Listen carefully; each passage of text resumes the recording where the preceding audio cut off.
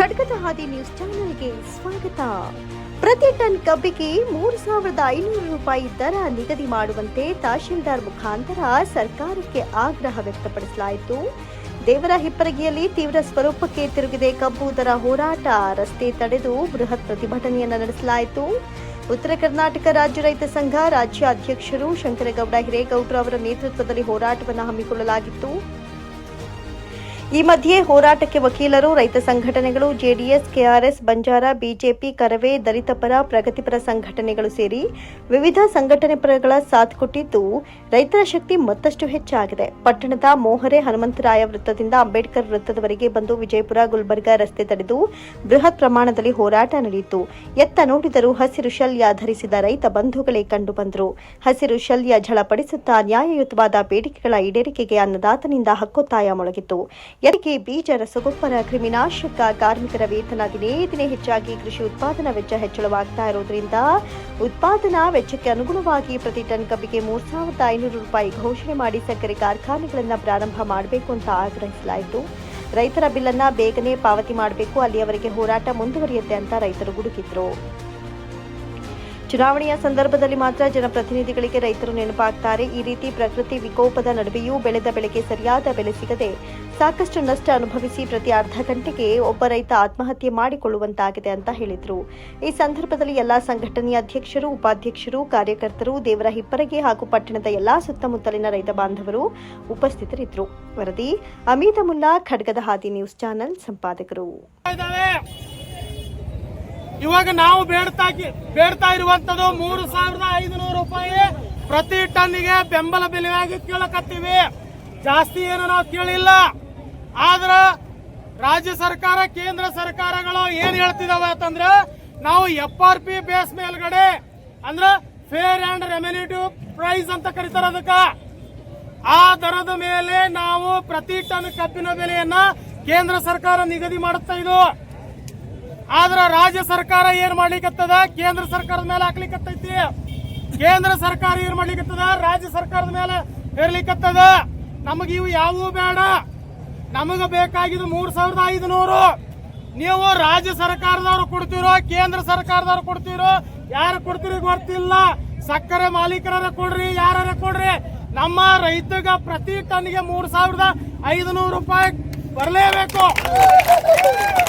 ಈಗಾಗಲೇ ಬೆಳಗಾವಿಯಲ್ಲಿ ನಡೆಯುವಂತ ಬೃಹತ್ ಆದಂತಹ ಹೋರಾಟದಲ್ಲಿ ಎಲ್ಲಾ ಸಕ್ಕರೆ ಕಾರ್ಖಾನೆ ಮಾಲೀಕರು, ರೈತ ಸಂಘಟನೆಗಳು, ಎಲ್ಲಾ ಪ್ರಗತಿಪರ ಎಲ್ಲಾ ಹೋರಾಟಗಾರರ ಒಕ್ಕೂಟದಿಂದ ನಡೆದಂತ ಹೋರಾಟದಲ್ಲಿ ಪ್ರತಿ ಟನ್ನಿಗೆ 3,200 ರೂಪಾಯಿ ಒಪ್ಪಿಕೊಂಡಾಗೈತಿ ಕಾರ್ಖಾನೆಗಳು ಕೊಡುವಂತದ್ದು. ಈಗ ನಾವು ಕೇಳ್ತಾ ಇರೋದು 3,500 ರೂಪಾಯಿ. ಆದ್ರೆ ಇಲ್ಲಿ ಕೆಲವೊಂದು ಕಾನೂನುಗಳು ಯಾವ ತರ ಅಡೆತಡೆ ಆಗ್ಲಿಕ್ಕತ್ತಾವ ಅಂದ್ರ, ರಾಜ್ಯ ಸರ್ಕಾರ, ಕೇಂದ್ರ ಸರ್ಕಾರ ಏನ್ ಹೇಳಕತ್ತಾವ ಅಂದ್ರ, ಶುಗರ್ ರೇಟ್ ಕಳೆದ 9 ವರ್ಷದಿಂದ MSP ಪ್ರೈಸ್ ಅನ್ನ ನಿಗದಿಗೊಳಿಸಿದ ಕೇಂದ್ರ ಸರ್ಕಾರ.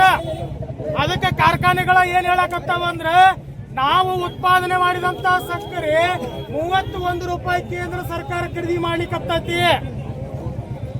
ನಮಗ ಹೆಚ್ಚಿನ ಆದಾಯ ಇಲ್ಲ ಅಂತ ಕಾರ್ಖಾನೆಗಳು ಹೇಳಕತ್ತಾವ. ನಾವೇನ್ ಕೇಳಕತ್ತೀವಿ, ನೀವು ಸಕ್ಕರೆ ಒಂದಾನೆವ ಹೇಳಬೇಡ್ರಿ. ಮೊಲಾಸಿಸ್ ಉತ್ಪಾದನೆ ಮಾಡಕತ್ತೀರಿ, ಬಯೋಗ್ಯಾಸ್ ಉತ್ಪಾದನೆ ಮಾಡಕತ್ತೀರಿ, ಪವರ್ ಪ್ರೊಡಕ್ಷನ್ ಉತ್ಪಾದನೆ ಮಾಡಕತ್ತೀರಿ, ಕೋ ಪ್ರೊಡಕ್ಷನ್ ಎಥೆನಾಲ್ ಉತ್ಪಾದನೆ ಮಾಡಕತ್ತೀರಿ. ಅದು ಎಲ್ಲಿದ ನಮಗ ಲಾಭ? ಅದು ಎಲ್ಲಿಂದ ಬರಾಕತ್ತೈತಿ? ನೀವು ಕೇವಲ ಸಕ್ರೆ ನೆವ ಮಾತ್ರ ಹೇಳಕತ್ತೀರಿ. ಇವು ಯಾಕೆ ಮಾತಾಡಕತ್ತಿಲ್ಲ ಕಾರ್ಖಾನೆದವ್ರ ಹೊತ್ತು ನಾವು ಕೇಳಕತ್ತೀವಿ. ನೀವು 200 ರೂಪಾಯಿ ಏನು ಭಿಕ್ಷೆಗೆ ನಾವು ಕೇಳಿಲ್ಲ. ನೀವು ಈಗ ಒಪ್ಕೊಂಡಿದ್ದು 200 ರೂಪಾಯಿ ಹೆಚ್ಚುವರಿ ಕೊಡ್ತೀವಿ ಅಂತ ಹೇಳ್ತೀರಿ. 3,200 ಬೆಳಗಾವಿ ರೇಟಿನ ಅನುಗುಣವಾಗಿ ನಮಗ ಬೇಕಾಗಿಲ್ಲ. ನಿಮ್ಮ ಭಿಕ್ಷೆ ಬೇಕಾಗಿಲ್ಲ. ನಿಮ್ಮ ಕೋ ಪ್ರೊಡಕ್ಷನ್ ದಲ್ಲಿ ಲಾಭಾಂಶ ಐತಿ. ನಮಗ 3,500 ರೂಪಾಯಿ ನೀವು ಕೊಡಲೇಬೇಕು ಅನ್ನುವಂಥದ್ದು ಐತಿ. ಇನ್ನು ಎಥೆನಾಲ್ ವಿಷಯದಲ್ಲಿ ಬಂದ್ರೆ, ಕೇಂದ್ರ ಸರ್ಕಾರ ಏನ್ ಮಾಡೈತಿ ಅಂತಂದ್ರ, ಈ ವರ್ಷ 20% ಎಥೆನಾಲ್ ಅನ್ನ ಪ್ರೊಡಕ್ಷನ್ ಅನ್ನ ಪರ್ಚೇಸಿಂಗ್ ರೆಡ್ಯೂಸ್ ಮಾಡೈತಿ. ಎಲ್ಲಾ ಕಾರ್ಖಾನೆಗಳ ಮೇಲೆ ಏನಪ್ಪಾ ಅಂದ್ರ ರಿಸ್ಟ್ರಿಕ್ಷನ್ ಹಾಕೈತಿ. ಯಾಕೆ ಹಾಕೈತಿ ಕೇಂದ್ರ ಸರ್ಕಾರ ಅಂದ್ರೆ, ಇನ್ನು ಎಲ್ಲಾ ಕಾರ್ಖಾನೆಗಳು ಎಥೆನಾಲ್ ಉತ್ಪಾದನೆ ಮಾಡಿದ್ರೆ ಸಕ್ರಿ ಅಭಾವ ಆಗ್ತದ ರಾಜ್ಯದಲ್ಲಿ.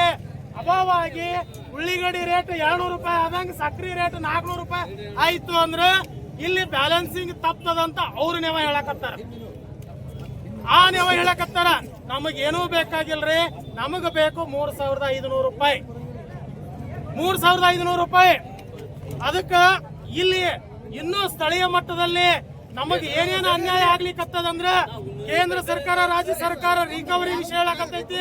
ರಿಕವರಿಯಲ್ಲಿ ಎಷ್ಟು ನಮಗ ಮೋಸ ಆಗ್ಲಿಕ್ಕತ್ತದಂದ್ರ ಇವ್ರು ಏನ್ ಮಾಡ್ತಾರಂದ್ರ ಈ ಒಂದು ಸೀಸನ್ ಅನ್ನ ಕಬ್ಬನ್ನ ಟೋಟಲ್ ಎಷ್ಟು ಕ್ರಶಿಂಗ್ ಮಾಡಿರ್ತಾರೋ ಅದ್ರ ಬೇಸ್ ಮೇಲ್ಗಡೆ ಸಕ್ರಿ ಏನ್ ಉತ್ಪಾದನೆ ಮಾಡಿರ್ತಾರಲ್ಲ ಎವರೇಜ್ ತೆಗೆದು ರಿಕವರಿ ರಿಪೋರ್ಟ್ ಅನ್ನ ಕಳಿಸ್ತಾರ. ಅದು ಅವೈಜ್ಞಾನಿಕ. ಯಾಕಂತಂದ್ರ ನಾವು ಕೇಳೋದು ಶುಗರ್ ಸ್ಯಾಂಪ್ಲರ್ ಎಲ್ಲೈತಿ. ಪ್ರತಿಯೊಬ್ಬ ರೈತನ ಫೀಲ್ಡ್ ದಲ್ಲಿ ಹೊಲದಲ್ಲಿ ಹೋಗಿ ಕಬ್ಬು ಕಡಿದಕ್ಕಿಂತ ಮುಂಚೆ ಶುಗರ್ ರಿಕವರಿ ಹೇಳಬೇಕು.